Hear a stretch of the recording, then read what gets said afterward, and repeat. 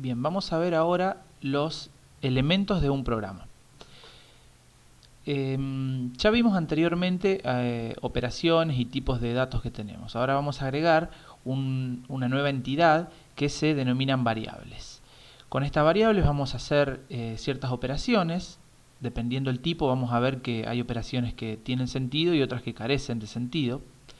Y también vamos a ver cómo obtener ayuda a través de las funciones help y dir, que nos va a informar qué podemos hacer sobre estas variables, qué funciones le podemos aplicar, qué métodos le podemos aplicar.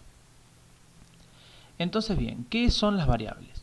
Bueno, las variables podemos pensarlas como contenedores que sirven para almacenar información. Es una unidad mínima, una unidad básica, donde la información que manejamos la tenemos almacenada, la tenemos guardada acá y podemos vincularla a través de su identificador. Por supuesto que pueden contener distintos de datos, así como teníamos datos numéricos enteros o reales o cadenas de caracteres, podemos tener también variables que almacenan estos tipos de datos. Y cómo este dato lo asignamos a la variable, es decir, lo almacenamos en la variable, es a través del símbolo del signo igual. Entonces veamos estos tres ejemplos. Acá tenemos tres variables, A, B y C, donde cada una almacena una variable. Fíjense que A y B almacenan una variable de tipos numéricos, donde A es un valor flotante, B es un valor entero y C almacena una cadena de caracteres. Posteriormente simplemente usamos la función que ya vimos anteriormente para imprimir en pantalla, print, en donde le enviamos estas variables para que sean impresas. Entonces, bueno, vemos la salida abajo, nos imprime simplemente el valor que tiene cada una. Ahora, en este primer caso parece bastante evidente que a A le asignamos lo que está a la derecha, a B le asignamos lo que está a la derecha y a C.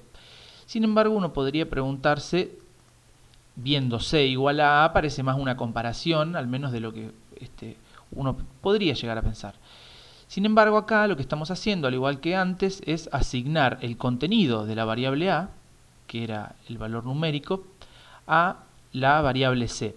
Es decir, el valor que había previamente en C se pierde, se destruye, es sobrescrito con el contenido de la variable A. Por eso mismo, cuando ahora hacemos print C, vemos el contenido de la variable A.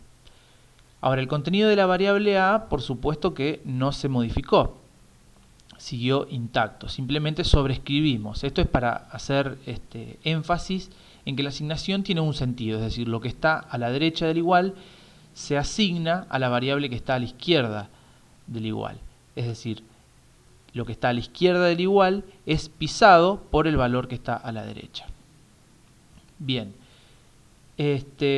vamos a ver entonces qué tipo de operaciones tenemos disponibles en estas variables. En las variables numéricas, obviamente que vamos a tener disponibles todas estas operaciones que ya habíamos hecho anteriormente, las operaciones matemáticas. Ahora, por ahí carece de sentido en dos variables de tipo cadenas de caracteres realizar una división entre ellas, pero tal vez sí alguna operación matemática tenga sentido y sea posible de aplicar a una variable de tipo cadena de caracteres. Entonces, bueno, tenemos acá dos variables numéricas. Por supuesto que las sumamos y todo funciona de mil maravillas. Ahora fijémonos en este ejemplo. Tenemos en la cadena C, en la variable C, perdón, una cadena y en la variable D otra. Y la operación de suma para cadenas de caracteres, como vemos, está soportada. Es decir, que produce una concatenación de ambas variables. C tiene una cadena de caracteres, D tiene otra cadena de caracteres y C más D nos va a producir como resultado de esa operación de suma una tercera cadena de caracteres que es la concatenación de cada una de ellas. Eso parecería ser, bueno, sí, bastante evidente. Ahora fijémonos en el caso de una multiplicación una multiplicación y una suma. Fíjense que tenemos C más 3 por D. Y es una operación que también está soportada para cadenas de caracteres. Fijémonos cuál es el resultado. En C tenemos, en la variable C tenemos la cadena de caracteres programar, entonces nos devuelve esta, concatenada ¿a qué? a 3 veces D. 3 veces D es la cadena de caracteres, es divertido, que tiene un espacio al principio para que no quede pegada a la cadena previa.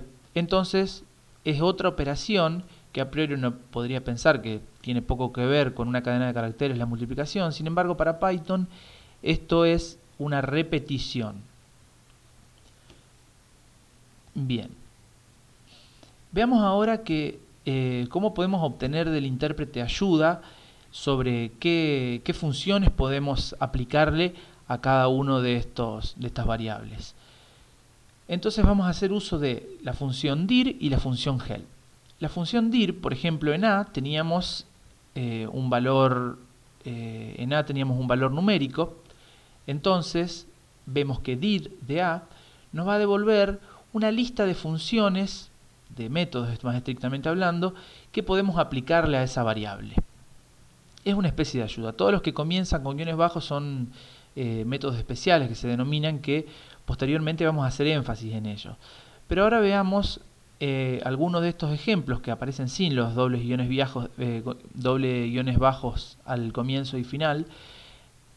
Y fíjense que, por ejemplo, acá tenemos x, otra función que es isInteger, y veamos qué realizan. Si hacemos a.x, lo que nos devuelve es una conversión a hexadecimal de ese valor. Si hacemos a.isInteger, lo que nos devuelve es un valor de true o false, es decir, verdadero o falso, si el valor numérico que tenemos almacenado en la variable a es entero o no.